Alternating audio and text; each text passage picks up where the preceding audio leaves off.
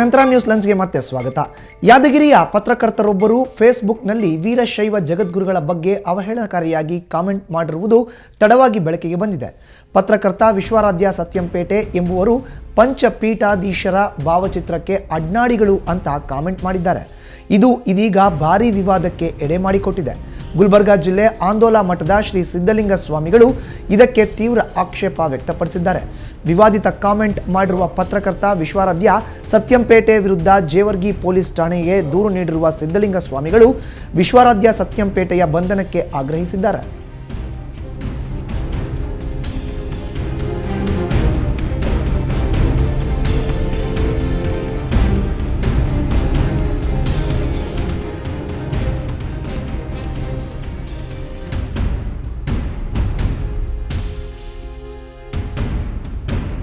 ಯಾದಗಿರಿಯಲ್ಲಿ ಪತ್ರಕರ್ತರೊಬ್ಬರು ಫೇಸ್ಬುಕ್ನಲ್ಲಿ ವೀರಶೈವ ಜಗದ್ಗುರುಗಳ ಬಗ್ಗೆ ಅವಹೇಳನಕಾರಿಯಾಗಿ ಕಾಮೆಂಟ್ ಮಾಡಿರೋದು ತಡವಾಗಿ ಬೆಳಕಿಗೆ ಬಂದಿದೆ. ತಡವಾಗಿ ಬೆಳಕಿಗೆ ಬಂದಂಥ ಈ ಒಂದು ಪ್ರಕರಣಕ್ಕೆ ಸಂಬಂಧಿಸಿದಂತೆ ಈಗಾಗಲೇ ಪೊಲೀಸ್ ಠಾಣೆಯಲ್ಲಿ ದೂರು ಕೂಡ ದಾಖಲಾಗಿದೆ. ಜೇವರ್ಗಿ ಪೊಲೀಸ್ ಠಾಣೆಯಲ್ಲಿ ದೂರು ಕೂಡ ದಾಖಲಾಗಿದೆ. ಪತ್ರಕರ್ತ ವಿಶ್ವಾರಾಧ್ಯ ಸತ್ಯಂಪೇಟೆ ಎಂಬುವರು ಪಂಚಪೀಠಾಧೀಶರ ಭಾವಚಿತ್ರಕ್ಕೆ ಅಡ್ನಾಡಿಗಳು ಅಂತ ಕಾಮೆಂಟ್ ಮಾಡಿದ್ರು. ಇನ್ನು ಇದೇ ವಿಚಾರಕ್ಕೆ ಸಂಬಂಧಪಟ್ಟಂತೆ ಸುವರ್ಣ ನ್ಯೂಸ್ ಜೊತೆ ಮಾತನಾಡೋದಕ್ಕೆ ಖುದ್ದು ಆಂದೋಲದ ಕರುಣೇಶ್ವರ ಮಠದ ಸಿದ್ಧಲಿಂಗ ಸ್ವಾಮಿಗಳು ನಮ್ಮ ಜೊತೆ ಗುಲ್ಬರ್ಗಾ ಸ್ಟುಡಿಯೋದಿಂದ ನೇರ ಸಂಪರ್ಕಕ್ಕೆ ಜಾಯ್ನ್ ಆಗಿದ್ದಾರೆ. ಸಿದ್ಧಲಿಂಗ ಸ್ವಾಮಿಗಳೇ, ಈಗಾಗಲೇ ಪತ್ರಕರ್ತರು ಒಬ್ಬರು ಫೇಸ್ಬುಕ್ನಲ್ಲಿ ಹಾಕಿರೋ ಅಂಥ ಕಾಮೆಂಟನ್ನು ನೋಡಿ ಪೊಲೀಸ್ ಠಾಣೆಯಲ್ಲಿ ದೂರನ್ನ ಕೂಡ ನೀವು ದಾಖಲಿಸಿದ್ರಿ. ಒಟ್ಟಾರೆ ಆ ಒಂದು ಫೇಸ್ಬುಕ್ಕಲ್ಲಿ ಇದ್ದಂಥ ಕಾಮೆಂಟ್ ಆದರೂ ಏನು? ನೋಡಿ, ಮೊನ್ನೆ ಶನಿವಾರ ಬೆಳಗ್ಗೆ 8:35ಕ್ಕೆ ಅವರು ಈ ಫೋಟೋವನ್ನು ಅಪ್ಲೋಡ್ ಮಾಡಿದ್ದಾರೆ. ಅಪ್ಲೋಡ್ ಮಾಡಿ ಎಲ್ಲರಿಗೂ ಕೂಡ ಶೇರ್ ಮಾಡಿದ್ದಾರೆ.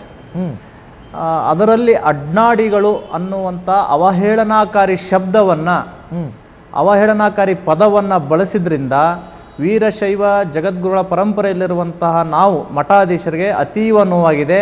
ನಮ್ಮ ಆಚಾರಕ್ಕೆ, ನಮ್ಮ ಪರಂಪರೆಗೆ ಧಕ್ಕೆ ತಂದಂಥ ವಿಶ್ವಾರಾಧ್ಯ ಸತ್ಯಂಪೇಟೆಯವರು ಇದೇ ಮೊದಲಲ್ಲ, ಈ ಹಿಂದೆಯೂ ಕೂಡ ಇದು ಬಹುಶಃ ವಂಶ ಪರಂಪರವಾಗಿ ಅವರು ಈ ರೀತಿ ಮಾತಾಡ್ತಾ ಬಂದಿದ್ದಾರೆ.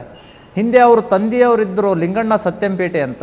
ಪಂಚಪೀಠಾಧೀಶ್ವರರು ಅನ್ನುವ ಶಬ್ದಕ್ಕೆ ಟ ಅನ್ನು ಸೈಲೆಂಟ್ ಮಾಡಿ ಅಲ್ಲಿ ಡ ಹಚ್ತಿದ್ರು. ಅಂದರೆ ಪಂಚಪೀಠಾಧೀಶ್ವರರು ಅನ್ನುವಂತಹ ಬರಹವನ್ನು ಅನೇಕ ಪತ್ರಿಕೆಗಳಲ್ಲಿ ಅವರು ಬರೆದಿದ್ದಾರೆ. ಈಗ ಅದೇ ಉತ್ತರಾಧಿಕಾರಿಯಾಗಿರುವಂಥ ವಿಶ್ವಾರಾಧ್ಯ ಸತ್ಯಂಪೇಟೆಯವರು ಮುಂದುವರ್ಸ್ಕೊಂಡು ಹೋಗಿದ್ದಾರೆ. ಇದು ನಮಗಂತೂ ಅತೀವ ನೋವಾಗಿದೆ. ನಾವು ಜಿಲ್ಲಾಡಳಿತಕ್ಕೆ ಆಗ್ರಹ ಮಾಡಿದ್ದೀವಿ, ಕೂಡಲೇ ಅವರ ಫೇಸ್ಬುಕ್ಕನ್ನು ಸೀಸ್ ಮಾಡಬೇಕು ಮತ್ತು ಅವರನ್ನು ಬಂಧಿಸಬೇಕು. ಇಲ್ಲದೆ ಹೋದರೆ ನಾವು ಕಾನೂನನ್ನು ಕೈಗೆ ತಗೊಳ್ಕೊಳ್ಬೇಕಾಗುತ್ತೆ ಅನ್ನುವಂಥ ಎಚ್ಚರಿಕೆಯನ್ನು ಜಿಲ್ಲಾಡಳಿತಕ್ಕೆ ಕೊಟ್ಟಿದ್ದೀವಿ. ಇನ್ನೊಮ್ಮೆ ಇಂಥ ಅವಹೇಳನಕಾರಿ ಪದಗಳು ಬರಬಾರ್ದು ಅನ್ನುವಂತಹ ವಿನಂತಿಯನ್ನು ಕೂಡ ಜಿಲ್ಲಾಧಿಕಾರಿಗಳಿಗೆ ಮಾಡ್ಕೊಂಡಿದ್ದೀವಿ. ನಾವು SP ಅವರಿಗೂ ಕೂಡ ಹೇಳಿದ್ದೀವಿ.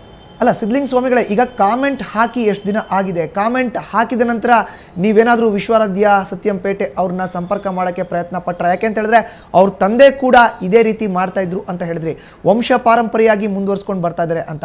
ಈ ಹಿನ್ನೆಲೆಯಲ್ಲಿ ನೀವು ಅವರ ಸಂಪರ್ಕ ಏನಾದರೂ ಮಾಡೋಕ್ಕೆ ಪ್ರಯತ್ನ ಪಟ್ಟಿದ್ದೀರಾ, ಹೇಗೆ? ನಾವು ಅವರು ಆತ್ಮೀಯ ಸ್ನೇಹಿತರು. ಆದರೆ ಈ ಧರ್ಮದ ವಿಷಯ ಬಂದಾಗ, ಗುರುಗಳಿಗೆ ಈ ರೀತಿ ಅವಹೇಳನಕಾರಿ ಮಾತಾಡಿದಾಗ, ಇದು ವಂಶ ಪರಂಪರೆ ಆಗಿರುವುದರಿಂದ ಯಾರು ಬುದ್ಧಿ ಹೇಳಿದರೂ ಕೂಡ ಅವರು ಬಿಡುವಂಥದ್ದಲ್ಲ. ಹೀಗಾಗಿ ಇವರಿಗೆ ಕಾನೂನೇ ಬುದ್ಧಿ ಹೇಳಬೇಕು ಅನ್ನುವಂತಹ ವಿಚಾರ ಇಟ್ಕೊಂಡು ನಾವು FIR ಮಾಡಿದ್ದೀವಿ. ಪೊಲೀಸ್ ಸ್ಟೇಷನ್ನಲ್ಲಿ ಇರಬೇಕಾದ್ರೇ ಶ್ರೀ ವಿಶ್ವಾರಾಧ್ಯರು ನಮಗೆ ಫೋನ್ ಮಾಡಿದರು. ಅವ್ರಿಗೆ ಈ ವಿಷಯ ಗೊತ್ತಾಗಿದೆ. ಗೊತ್ತಾದರೂ ಕೂಡ ಆ ವಿಷಯ ಅವ್ರು ಹೇಳಿಲ್ಲ, ನಾನು ಕೂಡ ಹೇಳಿಲ್ಲ. ಅಂದರೆ ನೀವು ಈಗಾಗಲೇ ಪೊಲೀಸ್ ಠಾಣೆಯಲ್ಲಿ ಪ್ರಕರಣ ದಾಖಲಿಸಿರೋದು ಬರ್ತೀನಿ ಅಂತ ಹೇಳಿ ಗೊತ್ತಾಗಿದೆ. ಗೊತ್ತಾದ ಮೇಲೆ ನೋಡಿ ಎಷ್ಟು ಉದ್ದಟತನ. ಮತ್ತೆ ಫೇಸ್ಬುಕ್ ಮೇಲೆ ಕೆಲವು ಮಠಾಧೀಶರು ನನ್ನ ವಿರುದ್ಧ ಕರಾಮತ್ತು ನಡೆಸಿದ್ದಾರೆ ಎನ್ನುವ ಸುದ್ದಿ ನನ್ನ ಕಿವಿಗೆ ಅಪ್ಪಳಿಸುತ್ತಿದೆ, ಅಸ್ಪಷ್ಟವಾಗಿ ಅಪ್ಪಳಿಸುತ್ತಿದೆ. ಇದು ನಿಮಗಲ್ಲದೆ ಮತ್ತಾರಿಗೆ ಹೇಳಲಿ ಅಂತ ಮತ್ತೆ ಪೋಸ್ಟ್ ಮಾಡಿದ್ದಾರೆ. ಒಟ್ಟಾರೆ ಇವಾಗ ಏನು ಸಿದ್ಧಲಿಂಗ ಸ್ವಾಮಿಗಳ ಏನು ಅಂದರೆ, ಇಂತಹ ಕಮೆಂಟ್ಗಳು ಪದೇ ಪದೇ ಸಾಮಾಜಿಕ ತಾಣಗಳಲ್ಲಿ ಬರ್ತಾ ಇರೋದನ್ನು ನಾವೆಲ್ಲ ನೋಡಿದ್ದೀವಿ. ಅದರಿಂದ ರಾಜ್ಯದಲ್ಲಿ, ದೇಶದಲ್ಲಿ ಏನು ಅನಾಹುತ ಆಗಿದ್ದಾವೆ ಅಂತ ಎಲ್ಲನೂ ಕೂಡ ಗೊತ್ತಿದೆ. ಅಂಥ ಅನಾಹುತಗಳು ಮುಂದೆ ನಡಿಬಾರ್ದು. ಈ ಫೇಸ್ಬುಕ್ಕನ್ನು ಸೀಸ್ ಮಾಡಬೇಕು, ವಿಶ್ವಾರಾಧ್ಯರನ್ನು ಬಂಧನ ಮಾಡಬೇಕು. ಓಕೆ, ಧನ್ಯವಾದಗಳು ಸಿದ್ಧಲಿಂಗ ಸ್ವಾಮಿಗಳೇ, ನೀವು ಸುವರ್ಣ ನ್ಯೂಸ್ ಜೊತೆ ಮಾತನ್ನು ಆಡಿದ್ದಕ್ಕೆ.